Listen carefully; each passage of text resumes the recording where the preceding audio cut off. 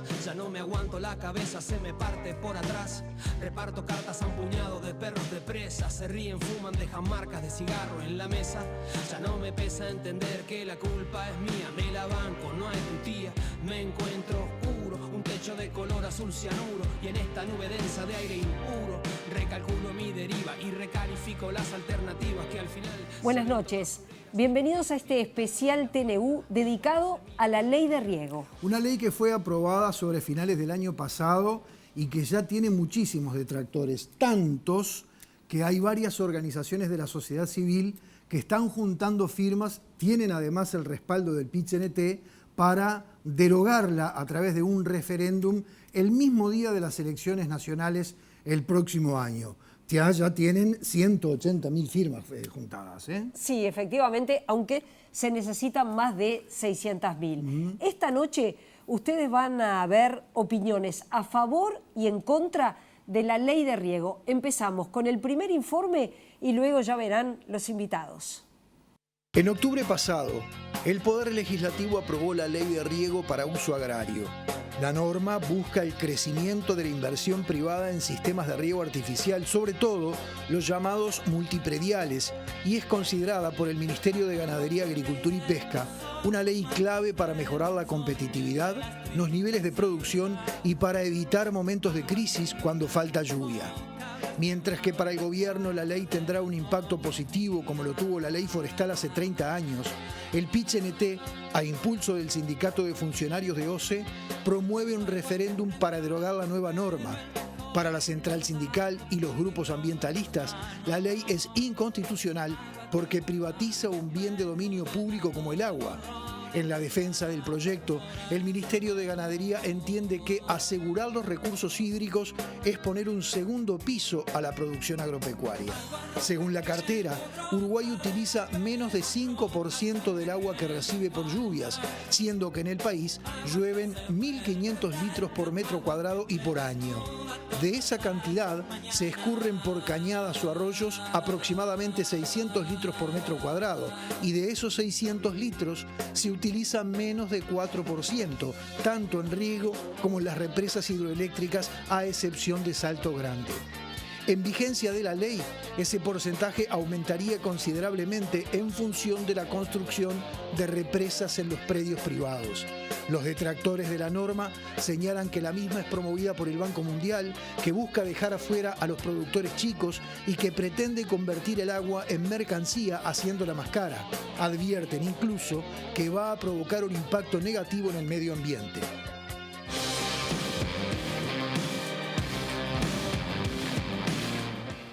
Y le damos las buenas noches a partir de este momento al subsecretario del Ministerio de Ganadería, Agricultura y Pesca, Alberto Castelar. Un gusto recibirlo. Bienvenido. Buenas noches, Ana. Un gusto. ¿Cuál es la fundamentación de esta ley que fue aprobada ya por el Parlamento y que está en etapa de reglamentación, verdad?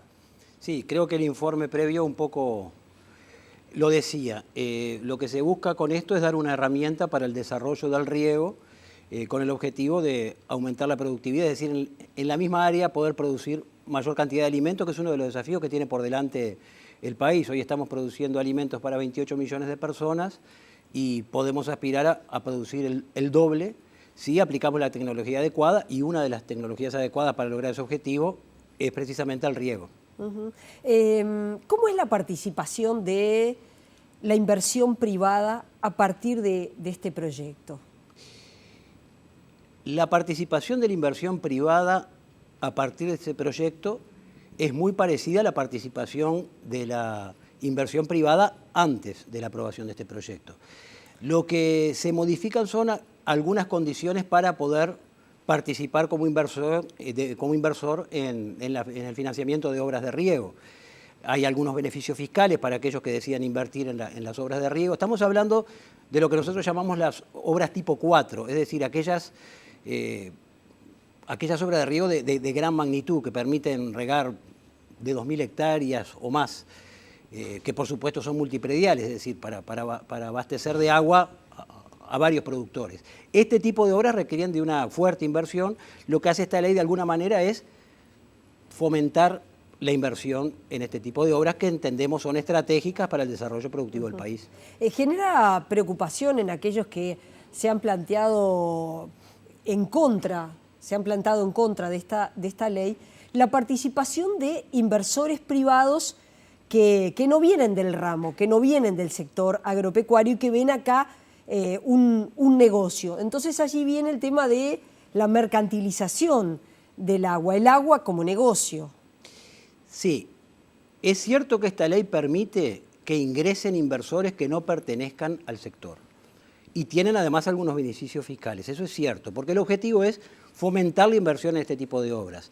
Ahora, por lo pronto no es el agua lo que se mercantiliza o lo que se vende, sino que en todo caso es el servicio por el uso del agua o el servicio para riego que se paga, que no es lo mismo que decir que estamos vendiendo el agua. En realidad lo que estamos haciendo es cobrar por un servicio que se le va a prestar al productor por parte del que esté operando la represa o la obra de riego o aquel que haya invertido en esa obra. Ese es el negocio. Y en la medida en que haya productores interesados en regar y en aumentar su productividad, es que estas obras podrán realizarse. No es que esta ley va a hacer que inmediatamente aparezcan grandes inversores a hacer grandes obras de riego si en realidad no hay los suficientes regantes como para hacer un emprendimiento de esa magnitud. ¿El agua se mantiene bajo propiedad del Estado? Sí, como dice la Constitución, como dice el artículo 47, como dice toda la legislación en materia de agua, es un bien de dominio público que es gestionado por agentes privados y agentes públicos. Por ejemplo, el agua potable, el agua para uso humano, que es una de las prioridades que establece la Constitución en su artículo 47, está gestionada, es un bien de dominio público, que está gestionado por una empresa, en este caso del Estado, como es la OCE. El agua para riego también es un bien de dominio público que está gestionado por privados. En algunos casos ha habido en la historia del Uruguay obras de esta naturaleza que fueron ejecutadas por el Estado y administradas por el Estado. Pero hoy, básicamente, las obras de riego que existen son gestionadas, el recurso es gestionado por privados, pero es un bien de dominio público, lo sigue siendo. ¿Esos privados que participan pagan un canon? La normativa habilita el cobro del canon desde hace unos cuantos años, pero esa potestad el Estado aún no la ha aplicado. El Estado puede cobrar un canon, no se ha hecho hasta ahora, pero está previsto en la legislación desde hace mucho tiempo. ¿Y por qué no cobra el Estado? Bueno, eso es una decisión política que los diferentes actores habrán asumido, pero si la pregunta es si existe un canon, sí existe un canon. ¿Y corresponde que los privados lo paguen? Y corresponde que lo paguen a aquellos que estén haciendo uso de este bien de dominio público, que es el agua, y que se otorga por concesión. Bajo el régimen de la concesión, el Estado otorga y puede quitar, si no se cumple con determinadas condiciones, el uso de este bien de dominio público que es el agua. Y está habilitado además, para cobrar un canon por eso. Hay razones, usted decía, por razones políticas. Decisiones políticas. Decisiones políticas, ¿no? Decisión política de no cobrarle al privado por hacer uso del agua. Va a tener exoneraciones fiscales, porque así lo prevé la norma, incluso en nuestro país está previsto en la Ley de Protección de Inversiones. Y sin embargo, ¿no se le va a cobrar el canon? No, y yo en ningún momento dije que no se le va a cobrar. Dije que está previsto el cobro del canon desde hace mucho tiempo y que aún no se ha utilizado esta herramienta. Es probable que en este nuevo escenario, con la aparición de inversores, con beneficios fiscales por un lado, también se decida finalmente aplicar esa norma que le permite al Estado cobrar un canon por el uso de este bien de dominio público. Aquellos que tienen, bueno, algunas diferencias con la ley o preocupaciones con esta ley señalan que esto va a perjudicar a los productores chicos porque van a venir los grandes, se van a asociar, van a ser los que tengan la propiedad sobre el riego y eso para los productores chicos va a ser perjudicial. No necesariamente los va a perjudicar, en todo caso los va a beneficiar. Los productores chicos van a tener posibilidad de acceder al riego en la medida que se realicen las inversiones necesarias para tener obras que permitan abastecer a varios productores, entre ellos a los pequeños productores que, en vez de preocuparse por obtener una fuente de agua en su propio predio, que muchas veces las condiciones topográficas no se lo permiten, va a poder acceder al agua que necesita para mejorar su producción. Pero además, existen emprendimientos colectivos hoy que benefician a pequeños productores y en muchos casos con importantes niveles de subsidio del Estado, y esa política pública se va a seguir aplicando. Esta ley lo que hace, la modificación a la ley 16.858, porque de eso se trata la ley que se aprobó recientemente, lo que hace es ampliar el espectro de posibilidades para el desarrollo del riego y para promover la inversión en obras de riego. Pero los productores pequeños y medianos, los productores familiares que se han beneficiado con el uso del agua a través de políticas públicas que el Ministerio de Ganadería, Agricultura y Pesca ha practicado durante estos últimos 12 o 13 años, se van a poder seguir beneficiando de esas obras y se van a poder beneficiar aún más en la medida en que haya más disponibilidad de agua para la producción. Es cierto que a partir de esta ley se invita a los productores chicos también a asociarse. ¿Hay cultura de asociación en nuestro país? Hay cultura de asociación. Hay que trabajar mucho. Cuando empezaron estas políticas públicas de promoción del asociativismo, digamos, entre los productores, hubo que trabajar mucho, pero los productores, viviendo su propia experiencia, fueron comprendiendo que hay cosas que se podían lograr mucho mejor si trabajaban en forma colectiva. Y hay experiencias muy interesantes. Hay un campo de colonización en el departamento de Florida, que es de la Sociedad de Productores de Leche de Florida. Es un campo de recría que utiliza el riego, que tiene una represa, que fue financiado con un buen nivel de subsidio por parte del Estado, donde llevan sus animales más de 200 productores, más de 400 productores pequeños que son todos menores de 200 hectáreas. Ese es un ejemplo de un emprendimiento colectivo con una obra de riego que le permite a esos productores tener un campo de recría colectivo, cosa que no podrían hacer en sus predios individuales, mucho menos regar para darle comida a los animales que están en ese campo. Desde la Facultad de Ciencias, un conjunto de científicos emitió una carta pública señalando que esto iba a tener un impacto ambiental negativo.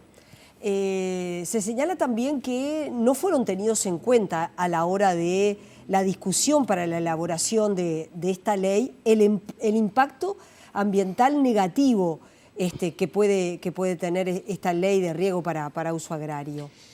Sí. ¿Está medido el impacto ambiental? Está medido y está previsto. Toda obra del hombre tiene un impacto ambiental y en la mayoría de los casos es negativo, más o menos. Pero este nuevo instrumento, a diferencia de la ley anterior, prevé específicamente algunos aspectos en relación a lo ambiental que no estaban previstos, como por ejemplo lo que se ha dado en llamar el caudal ambiental, que está siendo objeto de reglamentación que próximamente va a ser aprobada por el Poder Ejecutivo. Esa disposición no existía antes en la ley, ahora va a haber que establecer el caudal ambiental, es decir, lo que no se puede usar, si hablamos de riego, para asegurar que el ciclo hidrológico se mantenga. Prevé herramientas de protección de lo ambiental y exige además la autorización ambiental para estas obras. De modo que mejoramos la legislación anterior en lo que hace a las obras de riego, que reitero, era una legislación que ya existía. Y cuando desde los funcionarios de OCE en particular, que fueron los que impulsaron esta normativa, se señala que se va hacia una mercantilización del agua, ¿el Ministerio qué dice? Y le repito lo que le dije hace un momento. Para empezar, no es la mercantilización ni la venta del agua. El agua es un bien de dominio público. Lo que en todo caso va a cobrar el operador es el uso, el servicio para el uso del agua, que es bien diferente a decir que se vende el agua. Es decir, lo que el productor va a estar haciendo es pagar para que el agua llegue a su predio y no lo tenga que hacer a su costo. Estas obras requieren, además de recuperar la inversión, requieren un costo de mantenimiento y bueno, la persona que invierta, si tiene los regantes suficientes interesados, deberá cobrar por ese servicio que va a prestar. que es el servicio de llevar el agua a la parcela del productor que la precisa. Volviendo al tema de la contaminación y ya sobre el final, ¿se acepta que cada vez el agua potable que llega al hogar de los uruguayos es de peor condición? No, el agua que llega al hogar de los uruguayos es la misma que llegaba antes al hogar de los uruguayos y probablemente sea mejor que la que llegaba hace 20 o 30 años al hogar de los uruguayos, porque la OCE tiene un potente sistema de potabilización, se ha aplicado mucha tecnología y el agua es tan potable como ha sido siempre.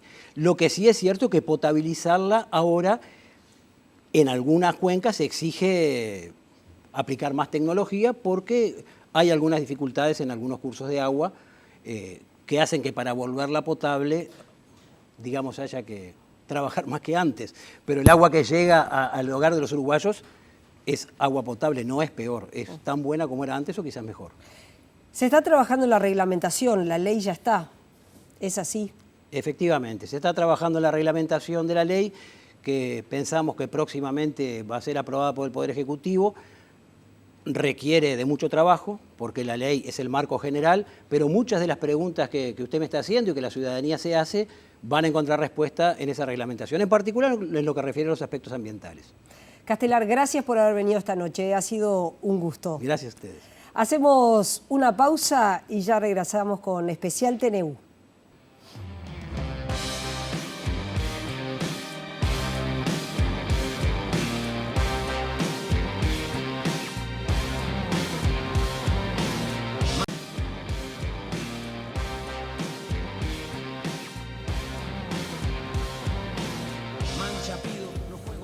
Bueno, seguimos adelante en este especial de TNU. Vamos a recibir a partir de este momento a María Selva Ortiz, integrante de Redes Amigos de la Tierra, socióloga, escritora también. ¿Seguís en esas lides? Más o menos. Seguramente ustedes se acuerdan de El Silencio de Tacuarembó, ¿verdad? Carlos Gardel.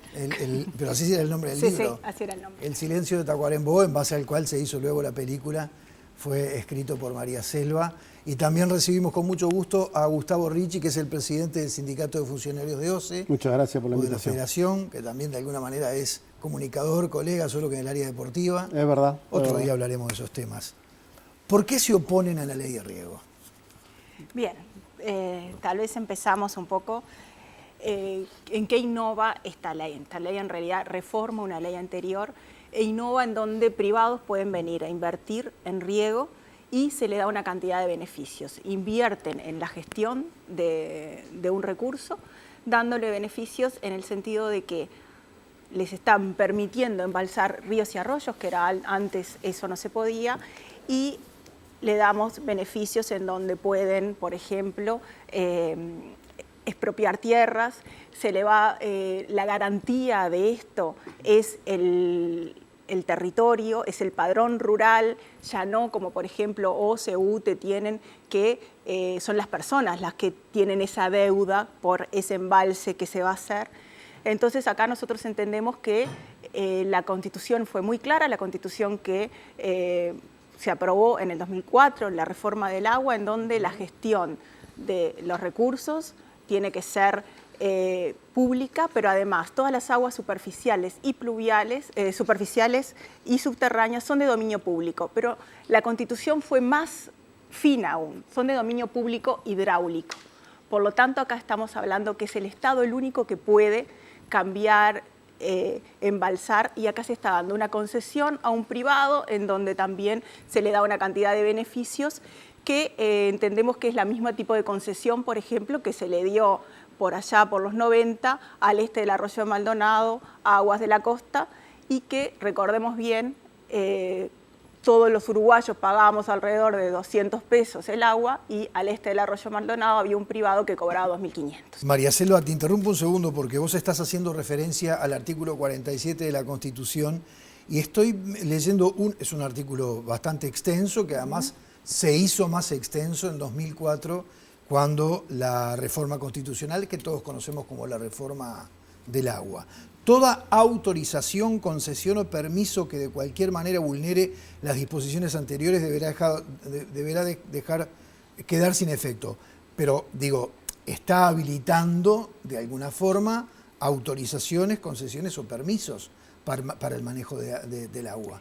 Entonces, ¿por qué ustedes dicen que es contrario al artículo 147? En realidad, cuando pusimos esa parte del articulado, era cualquier concesión que se hubiera dado antes del 2004, porque justamente estábamos pensando en las concesiones al este del Arroyo Maldonado, donde se había concesionado un servicio esencial, que después de esa constitución es un servicio esencial para la vida y es un derecho humano fundamental. Entonces nosotros entendemos que con el agua no es una mercancía ni se puede mercantilizar. Esta ley de riego, al igual que se había hecho en el 90, está mercantilizando y está dándole a un privado que no es un productor rural la potestad de vender esa agua. Si no la pagás, no te la vendo, y le está dando potestades también sobre un curso hídrico, un río, un arroyo. También le permite drenar, por ejemplo, un humedal para canalizar el agua y transportar esa agua y vendérsela a productores en diferentes lugares. Nosotros entendemos que eso es inconstitucional. Pero si me permitís, Sí. el mayor error que comete el gobierno es entender que la escenografía no cambió. Desde el 2004, la situación con los recursos hídricos cambió. No puede seguir hablando de que había una ley anterior en el año 1997, porque la ley de 1997 claramente es previa a la reforma constitucional. A partir del 2004, el gobierno, el Estado, tuvo que haber cumplido estrictamente con lo que dice el artículo 47. ¿Y por qué estoy marcando esto? Porque ni siquiera con el servicio de agua potable y saneamiento el gobierno lo está cumpliendo. Porque al este del Arroyo Maldonado, lo que se conoce popularmente como La Barra, Sí. al este del Arroyo Maldonado, Sí. está funcionando una empresa con capitales el 60% de OCE y el 40% de inversores privados. Es decir, desde el año 2004 Lo que pasa hasta es que la hay un fecha... marco que habilita a OCE a asociarse con inversores Bueno, privados. no, pero el marco principal, ¿cuál es? La Constitución de la República. El agua potable y el saneamiento es persona jurídica estatal.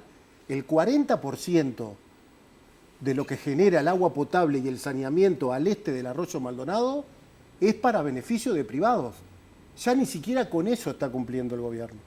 Qué raro que ustedes no se han movilizado en todos estos años. Bueno, pero tiene una explicación. A ver. En el primer gobierno del doctor Tabaré Vázquez hizo un decreto interpretativo, donde creó la figura, como decía Selva, en Maldonado, de la unidad de gestión desconcentrada, que integra la OCE y la Intendencia Municipal de Sí, Maldonado. sí. Sacó a la empresa española del funcionamiento y creó esta unidad de gestión desconcentrada.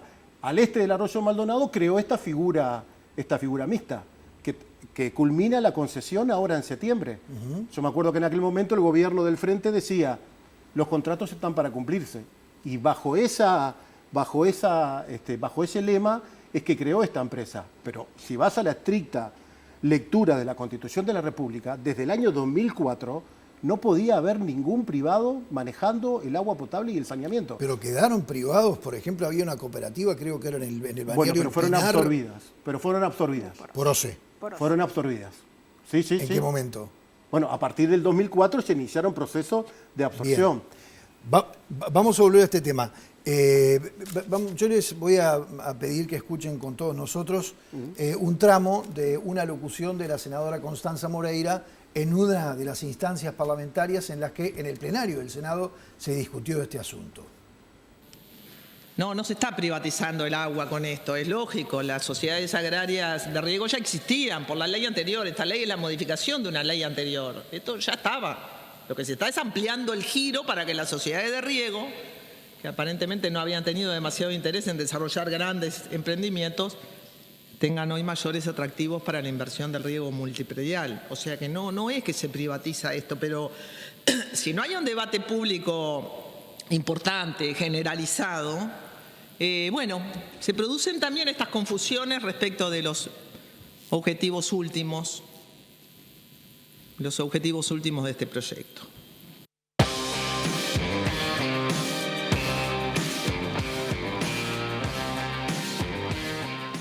No, a ver, varias cosas. Sí. Sigo contigo y después voy con María Selva con lo del debate público. Vos estabas explicando recién que la ley anterior de riego a la que hacía referencia Constanza Moreira es del año 97, o sea, anterior a la reforma constitucional. No se puede de- seguir tomando más como referencia Está bien, la pero del se siguió, 97. pero después del 2004 la ley de riego del 97 siguió aplicándose. Y porque el gobierno no entendió que desde el 2004 la situación con los recursos hídricos cambió radicalmente. Y por eso se equivoca también la senadora Constanza Moreira. ¿Y por qué además comete un error? Vamos a suponer que en el 2004 no hubiese existido la reforma constitucional. Estaba la ley de 1997. En la ley de riego del año 1997 se permitía al Estado, lo dice claramente la ley de 1997, hacer las obras de embalse para agua de riego. Esta ley, la nueva, elimina, lo dice claramente, elimina ese articulado y lo deja exclusivamente a los privados. Entonces, lo hay que dos nosotros opciones decimos- en esta ley, ¿no? Sí. Por un lado, pueden ser los productores agropecuarios nucleados Sí. que hagan una obra hidráulica para riego de todos, sí. multipredial, o una empresa privada que no necesariamente sea de productores agropecuarios. Totalmente de acuerdo. pero Allí está el punto donde van ustedes. Lo que nosotros decimos es, le sacás el servicio a un Estado, al Estado, habilitado en el año 1997, se lo derogás exclusivamente ahora con esta ley y se lo dejás 100% a privados, eso para nosotros, ayer, hoy, mañana, independientemente de la fuerza política que esté en el gobierno, tiene un solo nombre. Le sacás un servicio, en este caso definido como servicio esencial al Estado y se lo das a los privados exclusivamente, y es privatización. Pero no el hay Estado- otra lectura. Pero está claro que el Estado no tiene posibilidades económicas de realizar obras de infraestructura de esa naturaleza. ¿Quién dijo eso? Y vamos.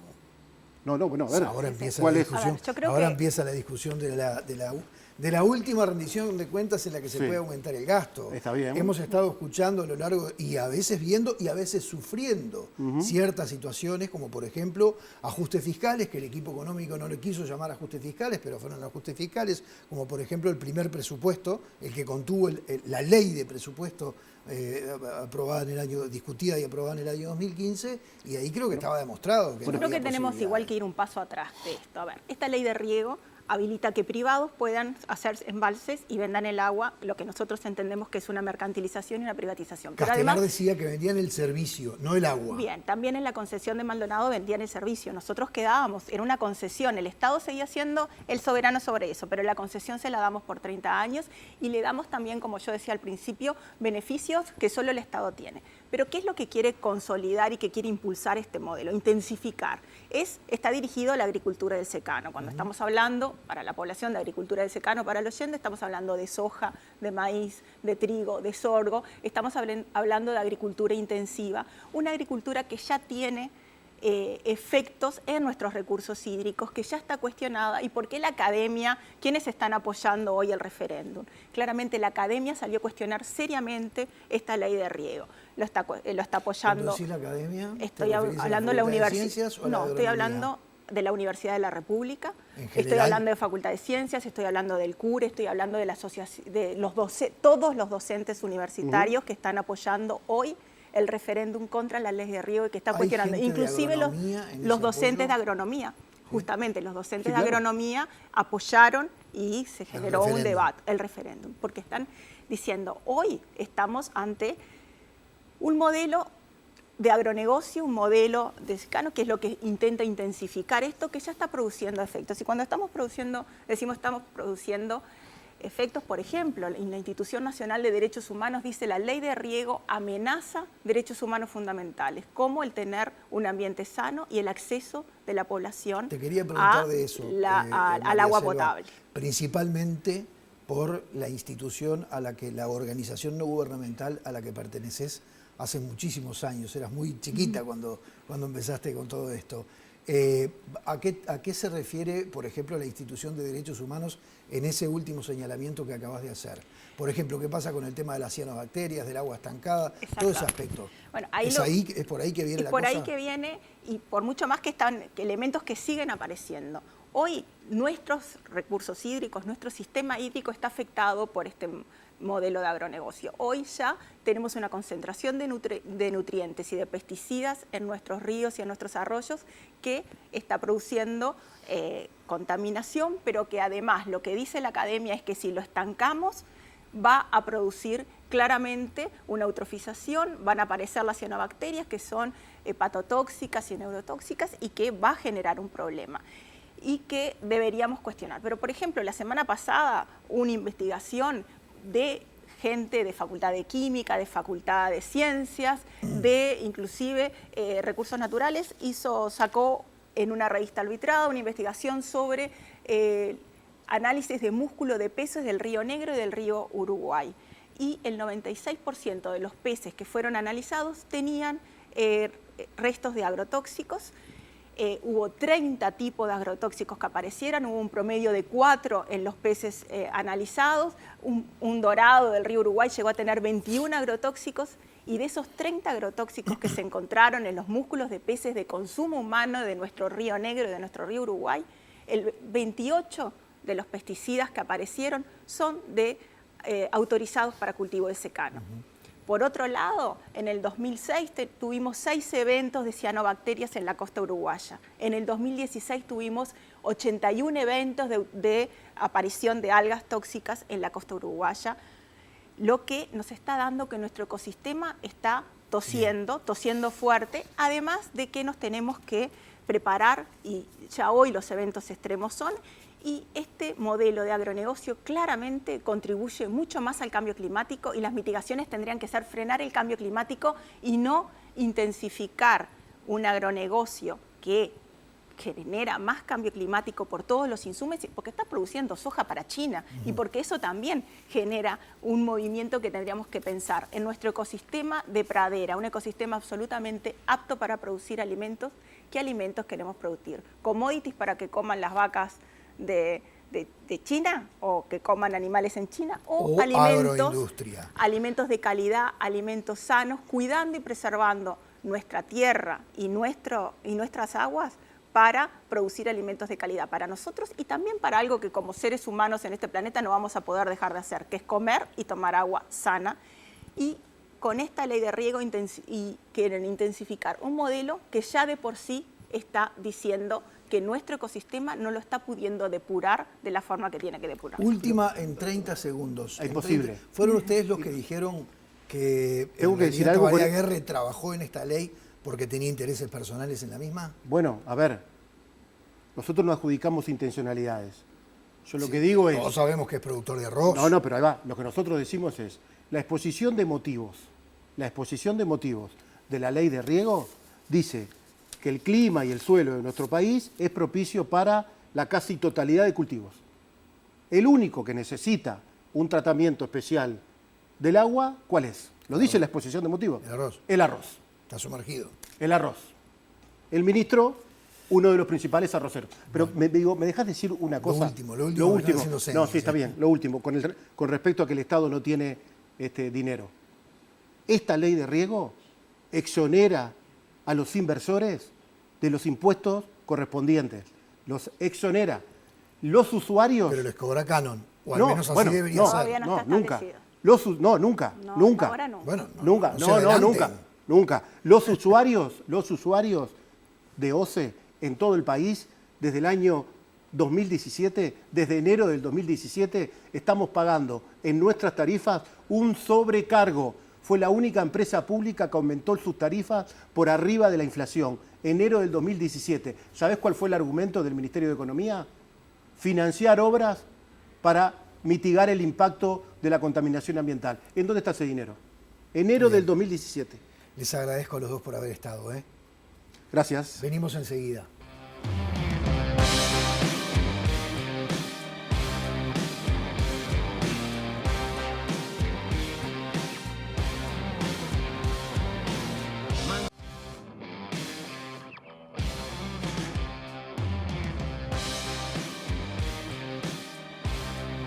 Y es un gusto tener en los estudios esta noche al doctor José Ciandro Larriera. Es abogado, es docente de Derecho Ambiental. Bueno, estábamos fuera de micrófonos hablando un poco de eso, ¿no? Que los temas de ambiente y el derecho tienen una sociedad bastante novedosa, bastante nueva, ¿verdad? Bastante nueva. El derecho es un tema absolutamente antropocéntrico, ¿no? Se ocupa exclusivamente de los temas que le importan al hombre. Y recién en los 70s, por el avance científico, tecnológico, descubrimos que el planeta tiene límites, ¿no? Que los recursos no son infinitos y que en definitiva la preservación de los recursos era un tema crucial para la preservación de la especie. Y ahí, como corresponde, el derecho se empieza a ocupar del ambiente. No en sus elementos sectoriales, de los cuales siempre se ocupó. Siempre hubo normas sobre fauna, sobre vegetación, sobre bosques, sobre agua, ¿no? Ajá. Pero la integralidad, ¿no?, del ambiente, que es algo más que el conjunto de esos elementos que lo conforman, ¿no? Eso es el ambiente. Cuando hablábamos previamente también usted decía, bueno, ley de riego ya existía, ahora hay cambios. ¿Cómo observa esos cambios? ¿Cómo los ve usted? Sí. Porque las posiciones son bastante encontradas. Hace un Sin ratito duda. escuchábamos al subsecretario, ahora a los contrarios a la ley. Sí, bueno, la ley existía, ¿no? Y en realidad se la modifica bastante poco en realidad, porque era una ley que permitía la intermediación de privados, ¿no?, con condiciones bastante estrictas, con un principio de territorialidad básicamente, y también permitía la cesión de las concesiones a terceras personas, ¿no?, lo que implicaba de alguna manera cierta vocación a usar el agua como un bien comerciable, ¿no? De alguna manera la intermediación en los servicios de agua para riego estaba prevista en la ley. Lo que hace esta modificación muy puntualmente es incentivar los obstáculos para que eso fluya más fácilmente en un mundo enfocado al agronegocio y a incorporar un riesgo de capital en el uso del agua con fines de riego. Quizás, ¿no?, en el fondo el debate está vinculado con el modelo de desarrollo y cuánto participan los privados y cuánto se le deja participar a los privados en este tema, en este tipo de negocio. Sin duda. Bueno, este es un tema muy viejo, sobre todo para la economía, ¿no? Un primer aspecto que tenemos que tener en cuenta es que hoy día estamos en el paradigma de la complejidad, ¿no? Nada se puede... Nada es sencillo. Nada es sencillo, nada podemos visualizarlo en forma sectorial. Nada podemos considerarlo en su función específica para lo que fue creado, y más cuando pensamos en un tema como el agua, ¿no?, que es la esencia de la vida, ¿no? Entonces, el agua, si la vemos exclusivamente como un factor de producción, ¿no?, y la gestionamos como un factor de producción, obviamente no estamos pensando en la integralidad de los problemas que conlleva para la especie ese elemento tan rico, ¿no?, que la Comisión Económica Europea lo llama un patrimonio, ¿no? El agua no es un bien de mercado, sino un patrimonio, ¿no?, un patrimonio de la humanidad. Entonces, ¿qué pasa cuando aplicamos las reglas del mercado, ¿no?, en la economía clásica a un bien que no tiene precio, ¿no? Obviamente el agua no tiene precio. Es gratis. Entonces, en una ecuación económica siempre no va a ser considerada por el inversor privado, ¿no? Eso se llama, está desarrollado por la economía clásica, y hay un viejísimo artículo de Hartening, que la publicó Ciencias en el año 60, que se llama La tragedia de los bienes comunes, ¿no? Y eso está plenamente vigente y no es economía ecológica, es economía clásica. Los bienes, al no tener precio, los bienes de la naturaleza, están condenados a recibir las externalidades negativas de los procesos de producción, ¿no? Que ese es el gran problema que hay en todo esto, ¿no? En este aumento del riego, ¿no?, que tendrá el fundamento que tenga, las necesidades económicas lógicas de potenciar la actividad productiva del país, va a tener, o por lo menos eso dice la academia, externalidades negativas, ¿no? Vinculadas con el impacto ambiental. Vinculadas con el impacto ambiental y, como de alguna manera dijeron los anteriores expositores, lo cierto es que las externalidades negativas, como el mayor costo que tiene la potabilización del agua, ¿no? Por los fenómenos de eutroficación, en definitiva, ¿quiénes lo pagamos? La sociedad en su conjunto, ¿no? Entonces, las externalidades negativas, por lo general, se trasladan a la sociedad. Claro, recién incluso también Castelar, el subsecretario de Ganadería, reconocía que se encareció el proceso de potabilizar el agua porque cada vez se requiere más. Pero uno se pregunta si esta ley de riego toma en cuenta este impacto ambiental cuando piensa en el desarrollo, en el modelo productivo e invita a los empresarios a invertir en el riego, ¿no? Bueno, la ley tiene sin duda preocupación en este tema, como sí lo tenía la ley del 97, sin duda, porque la ley del 97 tenía la integralidad del concepto ambiental con el concepto económico, y estaba el gran instrumento de los planes de suelos y aguas, ¿no? que siguen estando como el gran instrumento de contralor del Estado de lo que se hace con las aguas y el suelo a través de este proceso. El tema es que eso se llama en economía clásica, de alguna manera, introducir costos en la producción, ¿no? Y hay límites del mercado para que esas externalidades negativas se contabilicen en el proceso de producción y se trasladen a quien hace el proceso productivo, ¿no? El empresario, ¿no? Si el empresario está dispuesto y económicamente es viable, internalizar los costos negativos a la naturaleza en su ecuación económica, ¿no? Entonces, ahí es donde más dificultades tenemos porque las experiencias internacionales en ese sentido no son muy positivas. Por ejemplo. Bueno, los países paradigmáticos en uso de modelos de mercado son muy pocos en el mundo. Estados Unidos, ¿no? Que tiene ejemplos que se han llevado al cine muy interesantes. Chinatown habla de un proceso de privatización de las aguas, no sé si se recuerdan la película aquella, también Norma Rae, en fin, hay varios ejemplos de que en Estados Unidos este modelo de mercado ha tenido disfuncionalidades que sí, en Estados Unidos la ley prevé que cada ciudadano sea un fiscal, ¿no? La misma ley de aguas prevé en su esquema el proceso judicial es un instrumento que se usa justamente para mitigar esas externalidades negativas. Después tenemos a Chile, como el ejemplo cercano latinoamericano, y Australia. Y agregados últimamente México y España, ¿no?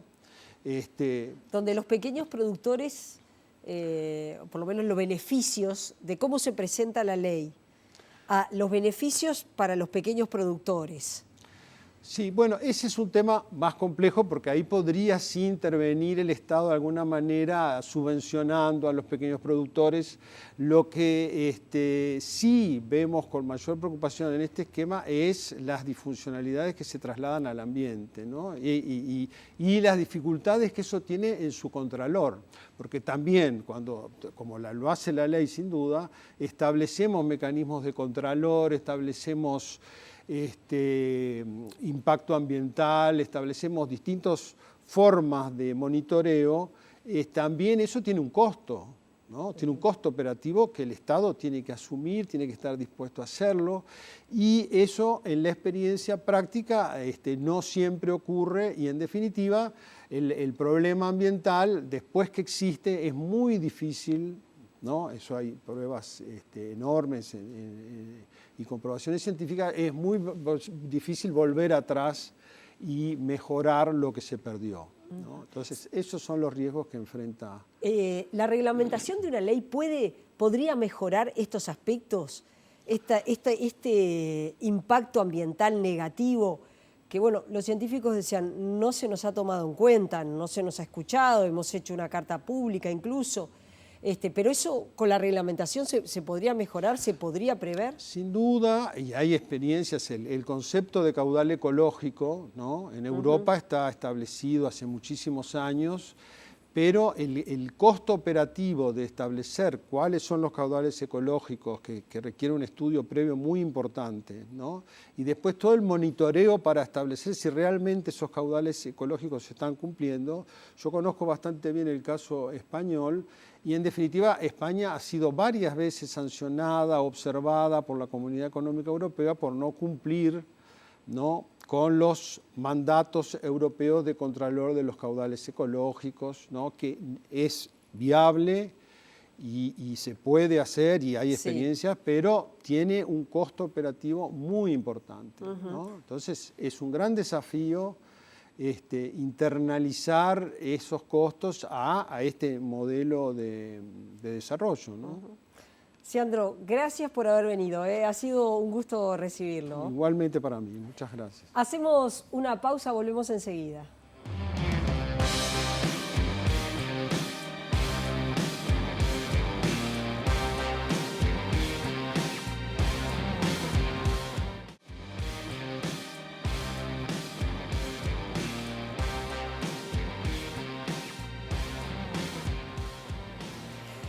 Y le damos la bienvenida a dos senadores suplentes del Frente Amplio, Partido Socialista, MPP, Espacio 609. Ambos son ingenieros agrónomos. Yerú Pardiñas, bienvenido. Andrés Berterreche, bienvenidos a ambos. Defensores de la ley, se puede decir constructores también, porque si bien el Poder Ejecutivo mandó el proyecto, hubo que trabajar bastante a nivel parlamentario. ¿Por qué defender esta ley de riego, Yerú? Bueno, sí, en primer lugar esa precisión, porque justamente con Andrés nos tocó asumir ese rol cuando el Poder Ejecutivo remite el mensaje al Parlamento y ingresa por el Senado de la República, y dentro de la bancada del Frente Amplio nos encomendaron a organizar. Andrés tuvo que hacer la convocatoria, las primeras reuniones para empezar a trabajar. Proyecto que recibió importantes aportes y una modificación también sustantiva en lo que originalmente remitió el Poder Ejecutivo. ¿Pero por qué? Hay algunas cosas que es bueno que se tenga presente y que lo pueda tener presente la ciudadanía, porque bueno, desde que se adjudica intencionalidad por el ministro, que era productor arrocero y sigue siendo, Aguerre u otras, porque es pasarle lo deber al Banco Mundial. El informe del Banco Mundial data del 2015. El Frente Amplio, en el programa que aprobó en el Congreso en el 2009, ya teníamos como un desafío programático avanzar en la gestión del agua, y era un compromiso que el Frente Amplio asumió con la ciudadanía y que se intentó armonizar y poner en práctica en el gobierno que presidió Pepe Mujica. Se dieron una serie de avances, no pudimos concretar con la legislación, pero en el plano del uso del agua para la producción, bueno, se siguieron implementando proyectos o perfeccionando proyectos que ya se habían formulado en el periodo anterior, como eran los famosos proyectos de producción responsable, que tenían un componente de manejo del agua muy importante. Y nosotros asumimos un compromiso programático que fue ratificado nuevamente en las elecciones del 2014, porque se entiende que si hoy uno de los principales temas que tenemos que discutir y construir como sociedad es la sustentabilidad, y entonces la sustentabilidad pasa también por ser viables y por ser eficientes y por ser responsables en el uso de los recursos. Y en el uso de los recursos del país están los naturales y están también los que se agregan sobre los naturales. En este momento el país va a perder ingresos porque por alrededor de 800 millones de dólares de productos que no se pueden exportar. ¿Por qué? Porque hubo una seca y no se cosecha grano. Entonces, ahí también hay un componente de sustentabilidad que está siendo hackeado, que está siendo vulnerado.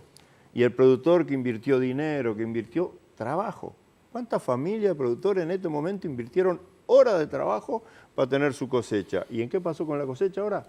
Y falló porque hubo seca. Es evidente que lo que está cuestionado cuando se habla de la ley de riego, hay varios cuestionamientos, pero uno está vinculado con el modelo de desarrollo que impulsa, la participación de los grandes empresarios en este negocio, que van a recibir exoneraciones impositivas y que ni siquiera está reglamentado por el Poder Ejecutivo, y recién lo decía Castelar, eso está previsto pero no se ha definido, el canon que le tenga que pagar al Estado. Entonces, el negocio se lo terminan quedando siempre los mismos, los grandes.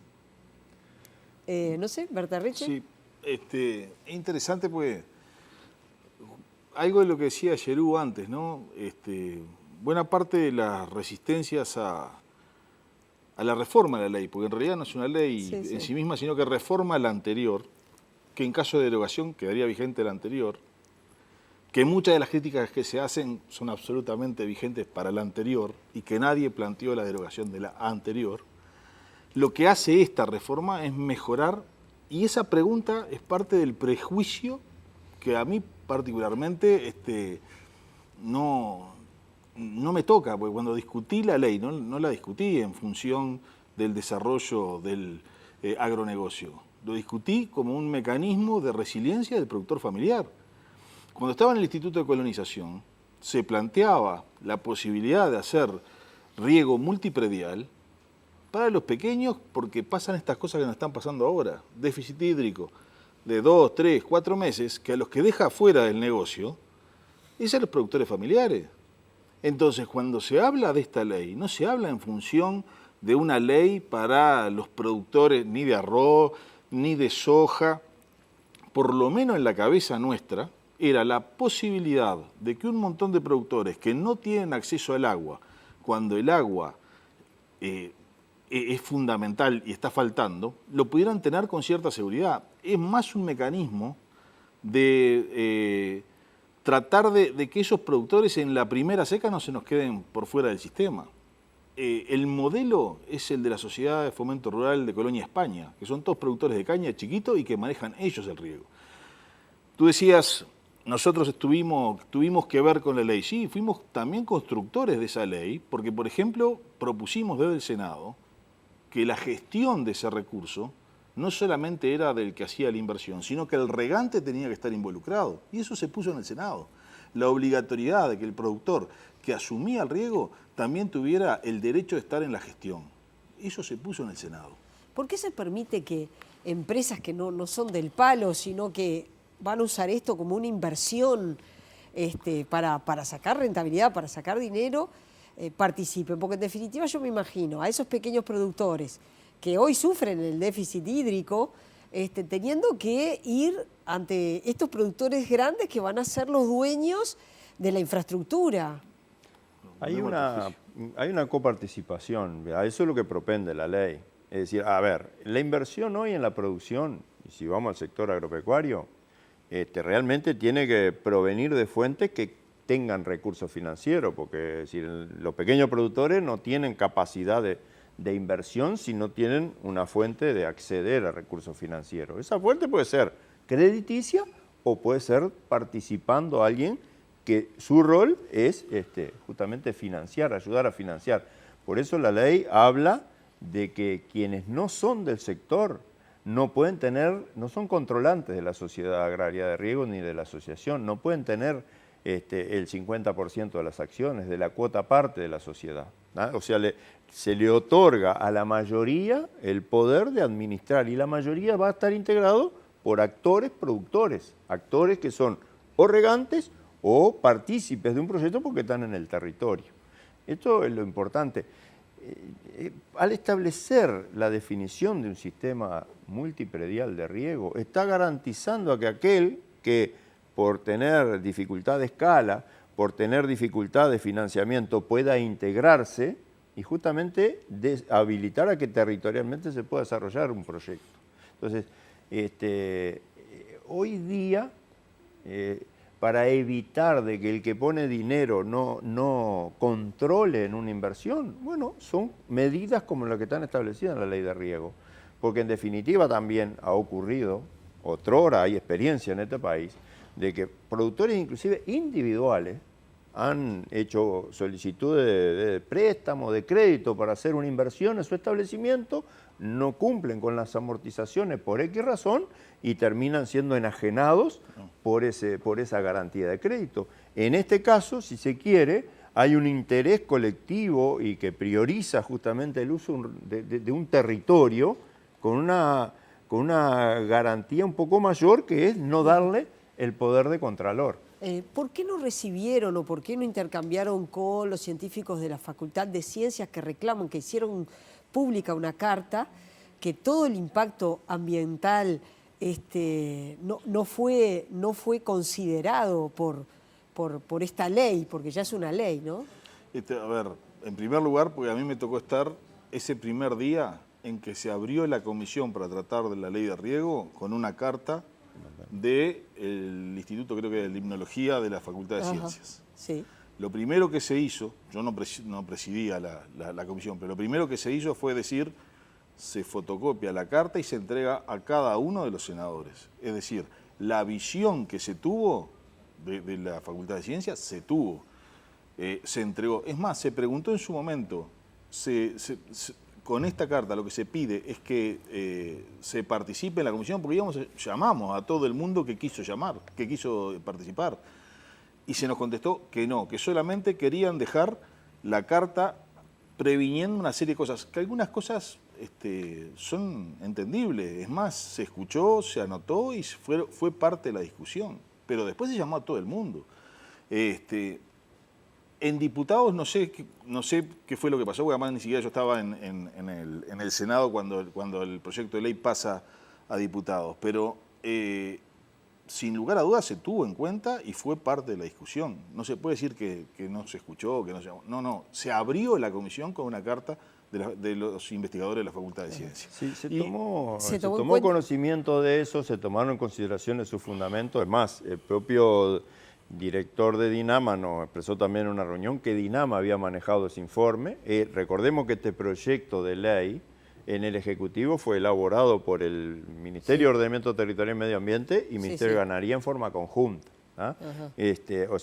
Y ahí yo quiero también hacer una precisión, porque se habla de que la academia critica o está en contra. Y yo creo que no es así, porque hemos también tenido, inclusive están en las versiones taquigráficas, aporte de la academia universitaria a través de la Cátedra de Derecho Agrario, que nos sugirió una serie de modificaciones de inclusión que realmente fueron muy importantes para obtener el redondeo de la ley, entre ellos los derechos territoriales. Sí, creo que entre la Facultad de Ciencias que se y la critican Facultad también, de se dice Agronomía. que la ley obliga a generar un gravamen a los productores. Y justamente eso es en virtud de algo que hoy es nuevo en nuestro derecho, que es el derecho territorial. Lo explicó claramente el doctor Guerra en la comisión. Y otra cosa, hay académicos del Instituto de los Fluidos, de Facultad de Ingeniería, que han opinado a favor. Hay dentro de la Facultad de Agronomía, sí, hay a favor y los en docentes contra. de Agronomía están en contra. Hubo una expresión yo fui docente de Facultad de Agronomía, Andrés también, hubo una asamblea de los docentes en el gremio donde fue mayoritaria el rechazar, pero la diferencia de voto no es lo que hace la sustentación, porque fue muy exigua. Pero tenemos los importantes referentes académicos, como fue el exdecano García Prejac, opinando justamente a favor de un instrumento como este. Y el actual decano también. No se puede a veces generalizar porque lógicamente se enrieda a la población. No es ajeno a ustedes que el PIT-CNT plantea la derogación de esta ley, que ya se han juntado 180.000 firmas, aunque se necesitan más de 600.000. No es ajeno, Ana. Es más, hemos tratado de establecer y estamos funcionando en un ámbito de consideración con el PIT-CNT a través de la articulación que está desarrollando Milton Castellano del Instituto Cuesta Duarte, porque el interés de ver si podemos, a través de la obligación que tiene el Poder Ejecutivo, que es reglamentar, poder cubrir ciertos aspectos que se critican o son vistos como debilidad por parte de los sindicatos. Los sindicatos no quieren un mercado del agua, van a seguir impulsando los cambios que usted plantea, la reglamentación. No cambia, entonces, lo que es la esencia. El sindicato de Y OCE... la derogación tampoco. A ver, el 80% del arroz que se hace antes de esta reforma de ley, se hace vendiendo agua. y sin cobrar canon. Entonces yo tengo 10.000 hectáreas, hago mi represa, se la vendo a tercero y está todo bien. Ahora, cuando lo que tratamos de hacer es que sean productores que no tienen capacidad, que se puedan integrar y que cogestionen, eso está mal. Está difícil de entenderlo, ¿no? En realidad, el arroz se hace vendiendo agua hoy, antes de esta reforma de la ley. ¿Ah? Y nadie planteó desde ningún lado, la derogación de eso. Y es tal vez el uso de los más importantes, lejos de los más importantes del agua para funciones productivas, la producción de arroz. Ahora, se crea un mercado de agua para inversores privados. Insistimos, yo creo que es no. lo mismo que le acabo de decir. No Si es. yo tengo 10.000 hectáreas, saco un crédito en la banca internacional, hago una represa con una empresa de ingeniería, hipoteco la tierra, es exactamente lo mismo que puede pasar en esta situación, con la única diferencia que la gestión del riego también van a tener participación aquellos que quieran regar, porque además es voluntaria.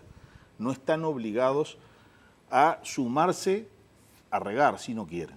Además, otra cuestión. A ver, ¿qué es lo importante acá? Es poder tener el riego como un recurso estratégico que nos mejore en las posibilidades de tener, enfrentar los cambios climáticos, o el destino, es decir, no, como para el riego hay que usar el agua, hay que hacer inversiones, entonces esas inversiones las tiene que regalar el Estado, para que no sea llamado de mercantilización. Entonces, a ver, acá el tema no es quién tiene la propiedad del sistema, porque en este caso inclusive se favorece que la propiedad sea colectiva, a que tenga una función social desde el punto de vista del uso del territorio. Lógicamente que la inversión tiene que tener retorno, porque si no nadie va a hacer, aunque le hiciera el Estado. Hoy el Estado en los sistemas de riego que tiene, que son propios del Estado, ¿ah? Como el caso en la colonia Tomás Barreta en Río Negro, como el caso bueno que hacía referencia Berterreche en Colonia España para el riego de la caña de azúcar, o como hay una represa en la colonia Berro en Canelones, es una inversión que hizo el Estado con recursos y ahí se administra para el uso de ese recurso. Y lo que administran son los encargados de cobrar y mantener la inversión, como está ocurriendo hoy en India Muerta, con el Consejo Administrador de India Muerta, en el cual participa en nombre del Estado la Intendencia de Rocha. Es decir, no existe posibilidad de que haya inversión de riego que no tenga un retorno por el servicio del agua. Y eso no es mercantilización. Aunque a veces también se vamos a los extremos.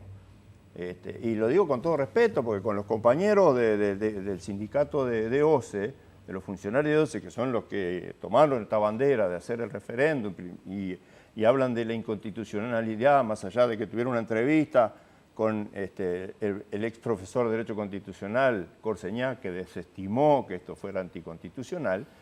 En una de esas reuniones que tuvimos previo a que estuviera aprobada la ley, dijimos, bueno, pero con ese concepto ustedes están diciendo que OCE mercantiliza agua, y algunos llegó a decirlo que sí. Entonces, a ver, entonces el tema es que si el agua acá, por ser un bien público, la puede usar cualquiera y por eso no se puede regular, hay una equivocación en la interpretación de las leyes. El Estado es el que debe preservar que el bien es público y para eso concesiona, para eso dice que la concesión tiene que cumplir determinados requisitos, que la concesión tiene que cumplir esos requisitos para que no tenga un impacto ambiental negativo y para que los que tienen derecho a acceder lo puedan hacer libremente. Y lógicamente esa inversión tiene que ser redituable, porque si no, nadie va a invertir en este país. Entonces, ese es el tema. Es si nos desarrollamos, los países que se han desarrollado en el riego lo han hecho en base a políticas que han integrado el sistema público con el sistema privado.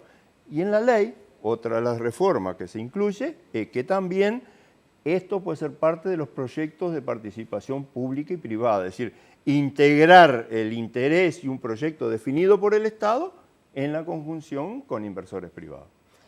Gracias a ambos por haber venido esta noche. Ha sido un gusto recibirlos. La seguimos en cualquier momento. Un gusto, Ana. Hacemos una pausa y ya seguimos.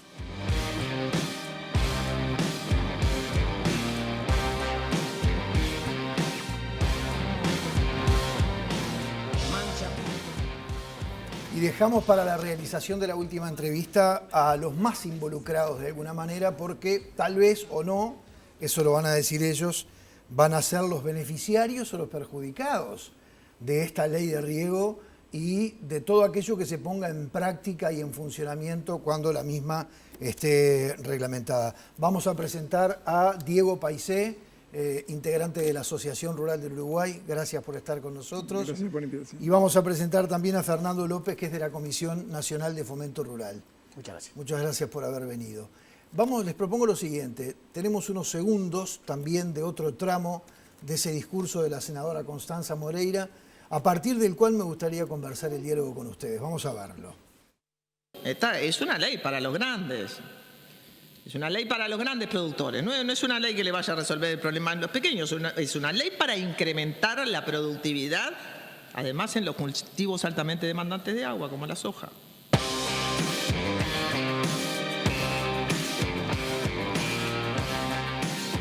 Bueno, a partir de lo que dice la senadora Constanza Moreira, y yo quiero que, si ustedes creen que lo que yo voy a decir es un prejuicio mío, me lo hagan saber, pero uno tiene la sensación de que la Asociación Rural del Uruguay agrupa a los productores grandes y la Comisión Nacional de Fomento Rural tiene otras características y allí están más bien representados los productores pequeños. ¿Es un prejuicio esto o es así?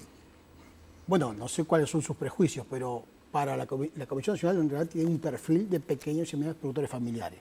Claramente, dentro del sector agropecuario hay distintas organizaciones y bueno, y ahí hay matices y diferencias que un poco reflejan la diversidad del sector agropecuario. Bien. ¿Qué dice usted sobre esto? Yo digo que la Asociación Rural, si bien tiene un porcentaje alto de productores medianos y grandes, pero también tiene una cantidad muy importante de productores chicos que están representados dentro de la Asociación Rural. ¿Hay realmente productores chicos representados ante la Asociación Rural? ¿Sabe por qué se lo pregunto? En realidad estoy aprovechando el momento de conversación con usted, no necesariamente sobre este tema, pero una breve digresión. Generalmente la Asociación Rural, que todos tenemos esa, en el imaginario colectivo, bueno, se les dijo antiguamente eran los galerudos, ¿verdad? Sí. Tenemos la sensación de que agrupa a los productores grandes. Y sin embargo, generalmente los dirigentes de la ARU, fundamentalmente cuando tienen algún reclamo para hacer, siempre incluyen, ponen bajo su ala también a los productores pequeños. ¿Realmente hay productores pequeños en la ARU? Hay productores pequeños. Bueno, para empezar, por ejemplo, hay muchos productores apícolas. La Sociedad de Productores Apícolas está representada en la Asociación Rural del Uruguay. Son todos pequeños productores apícolas. Pero hay pequeños productores lecheros que también están asociados a la Asociación Rural del Uruguay y pequeños ganaderos. Sí, hay de todas las gamas. Yo creo que sí, en parte se visualiza como que representamos a los grandes productores porque de lo que más se conoce de la Asociación Rural es la Exposición Nacional del Prado, la Exposición Rural que se presenta todos los años. Y ahí vienen muchos productores que son de mediano porte, pero son todos vinculados a la genética y al mejoramiento genético nacional. De las razas. Quizás un pequeño matiz, ¿no? Sí. La diversidad, que por ejemplo, quizás sí una diferencia, puede haber, es que, por ejemplo, la Comisión Nacional de Fomento Rural es una organización de segundo grado donde sus socias son sociedades de fomento rural y cooperativas, claro, de todos los rubros. Y un reciente estudio de la universidad dio que el sistema de fomento rural involucra aproximadamente a 17.000 familias del medio rural, o sea, cerca de la mitad de las unidades de producción. Quizás ahí haya de diferencia, porque también en la ganadería hay muchísimos que son pequeñísimos productores familiares, que son la mayoría de los ganaderos también. Ahí está. Voy a empezar, ahora sí, metiéndonos directamente en el tema de la nueva ley de riego. ¿Cómo la ve la Asociación Rural del Uruguay, Paisé? Nosotros la vemos como un hecho positivo en relación a la ley anterior. Creo que mejora una serie de aspectos que han sido medianamente limitantes para el desarrollo más integrado del riego a nivel nacional. Más que nada, lo que fomenta es que darle más facilidades a los grupos de productores, hacer uso común de un recurso que en realidad es un recurso escaso que está poco utilizado a nivel nacional. Ahora, la ley del año 97, la antigua ley de riego, que los 10 primeros artículos de esta modifican buena parte de los artículos de la anterior ley de riego. No se ha escuchado por ahí que los productores no tenían estímulo o no tenían el impulso de asociarse en las asociaciones o sociedades de riego. ¿Por qué? Yo no creo que haya sido así ¿No? el tema. Yo creo que en parte el problema mayor para poder hacer programas multiprediales para usar una única fuente de riego es la característica cultural intrínseca del productor rural, que es bastante individualista. Pero con todo, en la época de Prenader, que Prenader tuvo prácticamente 7 u 8 años desarrollando distintos proyectos de riego, se hicieron una cantidad muy importante de obras de uso conjunto. Una muy importante en Ganelón Grande, otra en La Escobilla, en Fray Marcos, otra en Las Brujas, todos con pequeños productores que hacían un uso eficiente de una fuente común de agua. Y en esos casos se pudo usar tanto la sociedad de regantes como grupos de interés económico, que también fue utilizado por algunos de ellos para poder hacer frente a sus necesidades en cuanto a organización de la sociedad. Ahora, usted recién hacía referencia a cierta característica individualista del productor rural, que es de trabajar solo. Y yo les voy a recordar, capaz que lo escucharon, capaz que estaban o capaz que lo vieron, por lo menos en nuestro canal, porque emitimos ese pedazo, de un discurso de Tabaré Aguerre, cuando todavía era ministro de Ganadería, Agricultura y Pesca, frente a productores lecheros de Florida. Sobre el final, cuando ya estaba por despedirse, él mismo quiso hacer referencia a la ley de riego. Y una de las cosas que dijo, es un hombre que conoce mucho el medio rural porque se dedicó toda su vida a eso, ¿verdad?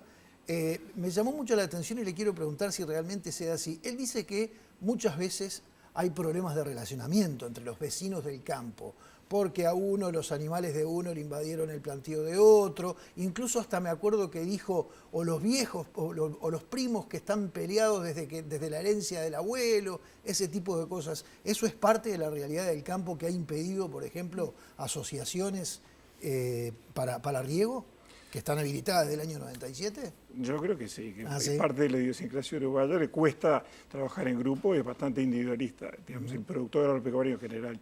Pero creo que se mejoró mucho en los últimos años. No sé la posición tuya, Fernando. Bueno, ahora quiero ir contigo, Fernando, empezando con la misma pregunta que le hacía a Paisé, ¿verdad? ¿Cómo lo ve, cómo ve esta ley la Sociedad de Fomento Rural? Bueno, lo primero es que decir que el agua para nosotros, compartimos la idea de la función social del agua como históricamente hablamos de la función social de la tierra, como un recurso de toda la sociedad. Y discutir sobre el tema es importante. Digo, eso como primer punto. Lo segundo es que avanzar en un país democrático, y por ejemplo en el caso de la Junta de Firma, más allá de que si puede estar de acuerdo o no de acuerdo, es un instrumento democrático y en función de eso hay que respetarlo. Yendo a la ley, la Comisión Nacional de Fomento Rural en su momento en el Parlamento presentó varias dudas. Digo, desde el punto de vista constitucional, esas cosas, bueno, se nos escapan bastante, por eso es un tecnicismo, pero hay necesidad de usar el agua para riego. Después del consumo humano, es clarísimo, los alimentos que consumimos los uruguayos tienen base fundamental en el agua. Ya, no es porque un agua, porque a veces se pone blanco y negro, agua para soja, para China, por decir algo, pero agua para lechuga, para tomate, para papa, para fruta, para los bebés, también es la misma agua. Dijo, ojo. Ahora, si nuestras dudas, por ejemplo, lo primero es que quizá esta ley o esta modificación está pensada más bien para captar inversión para un modelo de la gran empresa agropecuaria. Pongo un solo caso. Para tener los beneficios de la ley de promoción de inversiones, tienen que ser contribuyentes de IRAE. Los chicos no son de IMEVA. Claro. Digo, algo objetivo. Y hay otras dificultades. Por ejemplo, nosotros entendemos, siempre quisimos que hubiera inversión pública en infraestructura de agua para almacenamiento y para riego. Ahora, capaz que ahí hay que poner la puntería fina y que esa inversión pública sea para la producción familiar, por ejemplo. Porque, de última, financiar entre toda la sociedad para grandes empresas transnacionales tampoco tendría mucho sentido. Pero la otra discusión es la constitucionalidad, que no me voy a meter. Las dudas principales después son esa nueva figura del operador del sistema de riego. Nos genera algunas dudas, igual que el inversor que podrá invertir. Entonces, el que viene de fuera del negocio del campo. Porque atención, ya la gran empresa podía invertir con la ley anterior. Porque hay empresas, y habían algunas que se fueron en el sector sojero, algunas de capital argentino, que eran empresas de producción, además de ser broker. Y ya podía hacerlo. Yo creo que sí, y le voy a decir a la gente, se lo digo a ustedes que la deben conocer más que todos, pero le voy a decir a la gente que lean el artículo 3 de la ley 17777, que es la que define al productor, quién es productor agropecuario. Y si uno le presta atención, en realidad también nombra a aquellas empresas que, si bien no trabajan directamente en el rubro de la producción agropecuaria, abastecen de distintos bienes o servicios a la producción agropecuaria. Así lo establece el artículo 3º de la ley 17.777, que es la que los define. ¿Cómo la ve usted esta? Nosotros queremos hacer una visualización más general.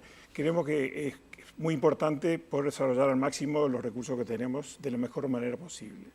En general somos no productivistas, pero sí para producir más, manteniendo las condiciones del suelo, del agua y de la atmósfera en general. Creo que eso es muy importante como definición política. Pero sí creemos que es una responsabilidad nuestra producir alimentos para una cantidad cada vez mayor, más creciente de gente que necesita que lo proveen de alimentos. Y el riego yo creo que es un elemento muy importante para producir más. Creo que dentro del balance de elementos positivos y negativos del riego, la magnitud de lo positivo es mayor que la magnitud de lo negativo. Reconocemos que hay algunos problemas en materia de que cuando se usan más riego se intensifica la producción, puede haber alguna contaminación, aguas abajo, etcétera, etcétera. Pero el incremento de la productividad que se consigue con ese riego permite alimentar una cantidad muy importante de gente que si no se podría alimentar. Bien, la Asociación Rural parece que tiene claro que apoya esta ley de riego. Sí. La Comisión Nacional de Fomento Rural todavía no tiene una posición definida. Nosotros fuimos al Parlamento. Veo que tiene muchas dudas. Sí, pusimos dudas y las seguimos manteniendo. Por ejemplo, quedaron muchas cosas para la reglamentación. Y nosotros le pedimos al Ministerio, bueno, vamos a participar en la reglamentación.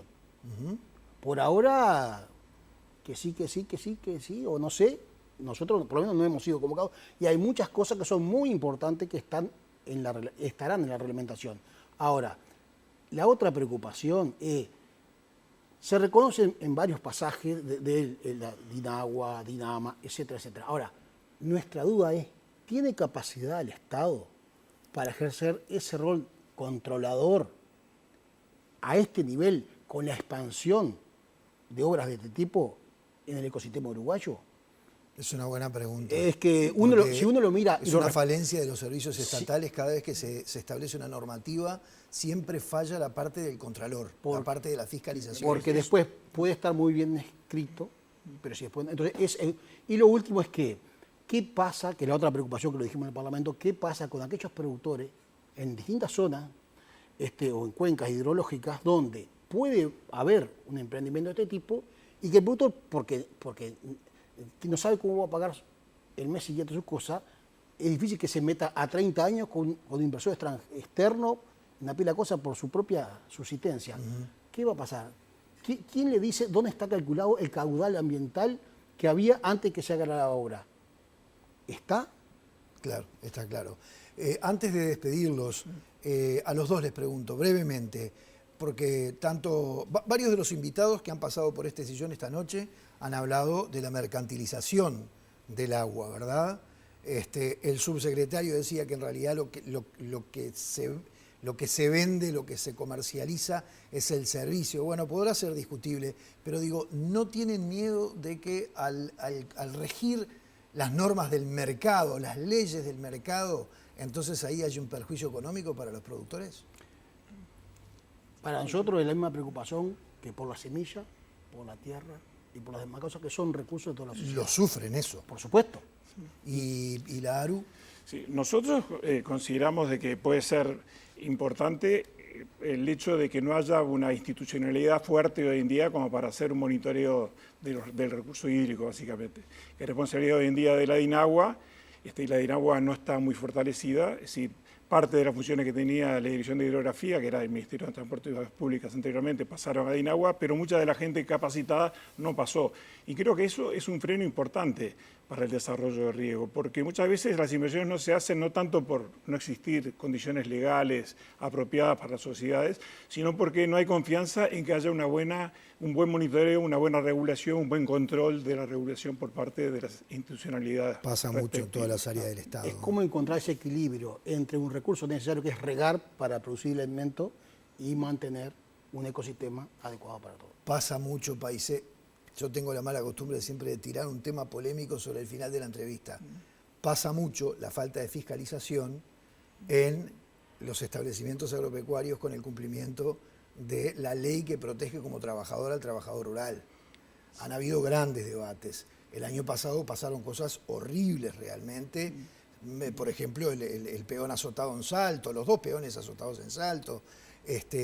Mucha gente que se queja de que en realidad las 8 horas no pueden cumplirse por las características del trabajo en el campo. Cuando digo mucha gente me refiero a productores agropecuarios y no a peones. Yo creo que hay una falta de fiscalización importante. Yo creo que de los 50.000 productores agropecuarios que hay en Uruguay, que haya 1 o 2 casos o 3 casos, como aparecieron el año pasado, con problemas en manejo de su personal, creo que es totalmente injusto pensar que por eso en general se trata mal al personal. Yo creo que al revés, hay una vinculación muy estrecha entre la gente de campo, tanto a nivel de los empresarios como los asalariados, y hasta se conviven en los trabajos, hay una muy buena relación y la mayor parte de los productores agropecuarios quieren que sus empleados estén de la mejor manera posible.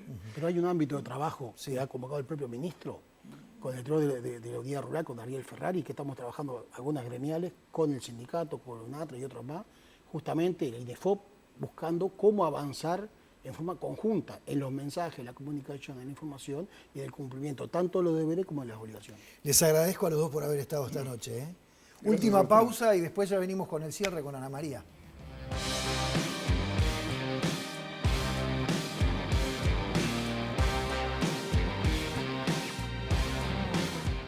Bueno, vamos a ver qué es lo que pasa con todo esto, porque tal vez no esté todavía la puerta cerrada. Hace muy pocos días informábamos en nuestro noticiero que hay algunas negociaciones políticas entre diferentes legisladores del Frente Amplio fundamentalmente y dirigentes sindicales, a ver si ya sea en la reglamentación o con una ley modificativa, lo dudo, se pueden establecer los cambios que paralicen, detengan esta recolección de firmas que pretende terminar en un referéndum para derogar esta ley de riego en el último domingo de octubre del año 2019. Pueden haber modificaciones, pero creo que el tema de fondo sigue en debate y está vinculado con el modelo de desarrollo, con la participación de los privados. Allí tenían en el final las distintas visiones desde los grandes productores, los pequeños productores. Los pequeños productores tienen preocupación en cuanto a qué positiva es esta ley de riego, esta modificación, esta nueva ley, y aquellos que dicen, bueno, en el balance es más lo que aporta que lo que quita. Veremos. A propósito del modelo de desarrollo, también a uno le queda la sensación de que con leyes de esta naturaleza, que sin duda dan la posibilidad de una mejor producción de determinados productos de la tierra, que Uruguay vende como commodities, no generando mano de obra, creo que ahí también queda flotando en el aire esa preocupación. Nos preguntamos, ¿seguirá siendo este el modelo productivo del Uruguay? Y también está todo el tema vinculado a lo medioambiental. Allí claramente. Los senadores insistían que se tomó en cuenta el cuidado del medio ambiente. Bueno, hay aquellos que señalan que esta ley de riego para uso agrario va a impactar en forma negativa, lo veremos. Los esperamos el próximo miércoles a las 9 de la noche con otro especial TNU.